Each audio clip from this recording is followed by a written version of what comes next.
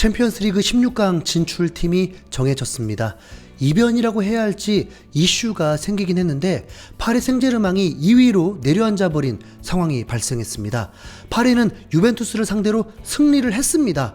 1위였기 때문에 승리까지 했으니까 편안히 16강에서 2위 팀을 상대하면 됐는데, 동시에 경기한 조 2위 벤피카가 후반에 골 폭풍을 일으키면서 6득점을 해버리면서 계산이 복잡해졌고, 승점은 물론이고 골수와 실점도 동일하고 두 팀의 대결도 모두 1대1 무승부였다 보니까 벤피카가 원정에서 6골 넣은 것이 더 좋은 성적이라서 벤피카가 1위가 돼버린 것입니다.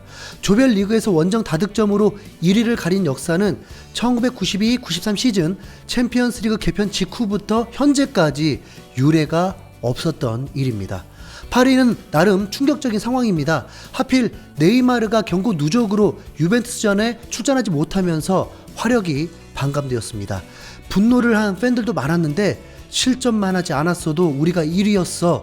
어떤 직원도 다른 경기 결과에 대해 알리지 않았나봐. 우린 많이 느슨했어. 부끄럽다.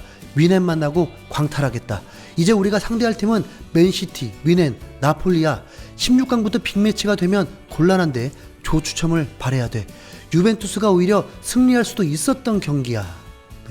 벤피카는 지난 시즌도 8강에 진출하기도 했고 챔피언스리그 단골 팀입니다. 벤피카는 앞서 나가고 있을 때는 이 경기로 조 1위 꿈을 꾸는 듯 보이진 않았습니다. 거기다 전반전을 1대1로 마쳤으니까요. 하지만 14분 만에 3골이 나오면서 순식간에 4대1이 되었고, 후반 막판에도 2골을 추가했습니다.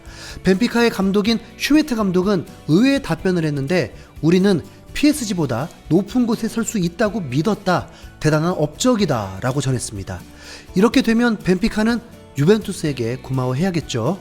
벤피카는 지난해에 김민재에게 매우 관심이 높았던 팀입니다. 감독인 슈미트가 올 시즌 부임했다 보니 정말 가능할 수도 있었습니다. 당연히 지금 상황에서 보면 안 간 게 다행이죠. 그는 김민재가 베이징 고안 소속일 때 감독이었고, 김민재를 지도하면서 매우 높이 평가해서 유럽행을 적극적으로 돕겠다고까지 했었습니다. 게다가 이 감독은 손흥민이 레버쿠젠 소속일 때 감독이기도 했고, 콘테 감독이 토트넘과 재계약을 미루면서 이탈리아로 돌아가고 싶다는 추측이 많으면서 그 다음 감독 후보로 슈미트 감독이 거론되고 있습니다. 우선 한국과 인연이 깊은 만큼 좋은 성적 거둔 것을 축하하고 싶지만 토트넘에게는 좋은 소식은 아니죠. 아니, 모든 팀들에게 불안한 소식입니다. 파리 생제르맹이 1위와 2위가 차이가 없게 만들어놔 버렸습니다. 어떤 팀이 음바페, 메시, 네이마르가 있는 팀을 만나고 싶겠습니까? 11월 7일 자정에 조 추첨이 있게 되는데, 1위 팀은 나폴리, FC 포르투, 미넨, 토트넘, 첼시, 레알 마드리드, 맨시티, 벤피카이고, 2위 팀은 리버풀, 브리에, 인터밀란, 프랑크푸르트, AC 밀란, 라이프치히, 도르트문트, 그리고 파리 생제르맹입니다. 2위도 호락호락한 팀들이 아닌 게, 토트넘은 브리에, 인터밀란, AC 밀란, 라이프치히, 도르트문트, 파리 생제르맹 중에 한 팀을 만나게 됩니다. 와, 다 안 만나고 싶네요. 토트넘은 3년 전 챔스 16강에서 라이프치히를 만났었는데, 지금처럼 전력이 약화되면서 힘 한번 써보지 못하고 2패로 탈락했었습니다. 그나마 승리 확률이 높은 건 벨기에 팀인 브리에인데, 지금 같은 토트넘 분위기라면 장담하기 어렵죠. 다행인 것은 챔스 16강전은 2월 중순에 열립니다. 그러니까 1월 이적 시장을 통해 전력을 보강하고, 손흥민도 아마 문제 없겠죠. 콘테 감독은 챔스와는 인연이 없어서 16강이 역대 최고 기록입니다. 토트넘에서 8강까지만 진출해도 또 기뻐하겠죠. 토트넘의 전력을 무시하니 8강의 업적을 매우 높이 평가할 것입니다. 이미 콘테 감독 전술 변화 때문에 손흥민의 예견된 참사라는 말들도 있어서 콘테 감독 책임도 매우 커진 상황입니다. 과거 인터뷰에서 선수들의 부상 정도에 따라 무리시키지 않는다고 했었는데, 손흥민에게는 어떻게 적용할까요? 콘테 감독이 맡은 후 손흥민은 3개월 만에 4주간 결장한 적이 있었습니다. 그리고 그 4주 동안의 경기 결과들은 대부분 참혹했습니다. 케인과 손흥민으로만 이루어진 팀이 안 되도록 전력 보강을 해놨는데, 지금 공격수는 이제 모우라, 힐만 남았습니다. 최소한 토트넘이 리버풀, 리즈전을 버텨야만 합니다. 개인적으로는 손흥민이 토트넘 소속 팀이기에 계속 토트넘을 응원해 볼 것입니다. 한편 손흥민의 이번 시즌은 이렇게 득점력이 저하될 줄은 상상도 못했고 이런 부상을 당할 줄은 더더욱 몰랐습니다. 콘테 감독 부임 전에는 손흥민은 공중볼 경합을 꺼려했던 선수였습니다.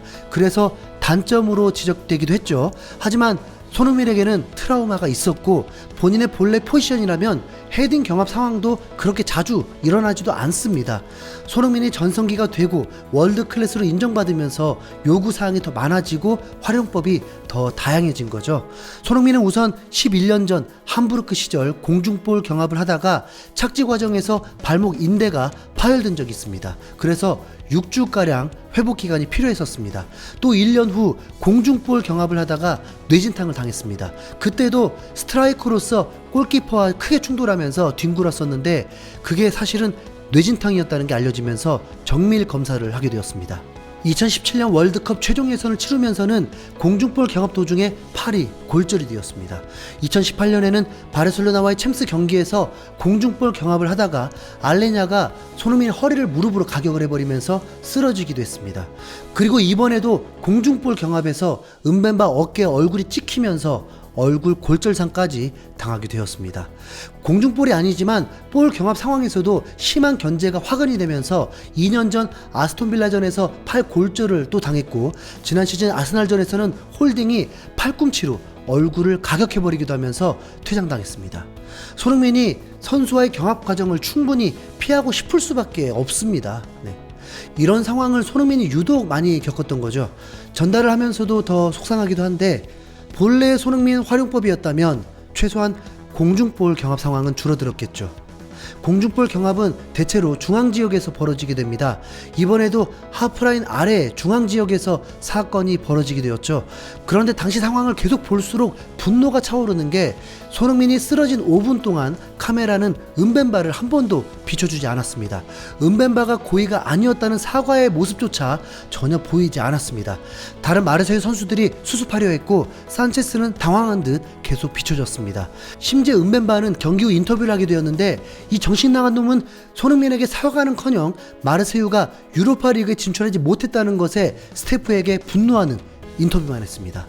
손흥민은 과거에 자신으로 인해서 상대 선수가 다친 적이 있었고 이후 다른 경기에서 득점한 이후에 고메스에게 다시 한번 미안하다면서 사과를 하는 세레머니를 취한 적이 있습니다.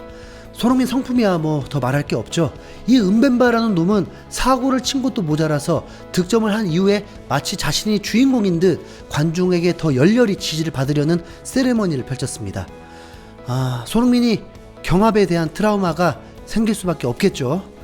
자, 어쩌겠습니까? 이게 축구의 일부인데요. 스포츠에서는 저런 비열한 놈들도 있으니까요.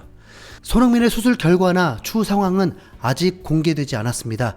덜 심각하다면 데브라이너도 안화골절 이후에 3주 만에 그라운드에 복귀를 하고 여전히 월클 실력을 보여주고 있듯이 마지막 월드컵일 수도 있는 이번 월드컵에 꼭 뛸 수 있길 바라고 더 심각한 부상이라면 아니겠죠.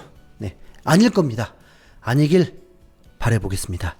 이상 흰수염고리였습니다. 감사합니다.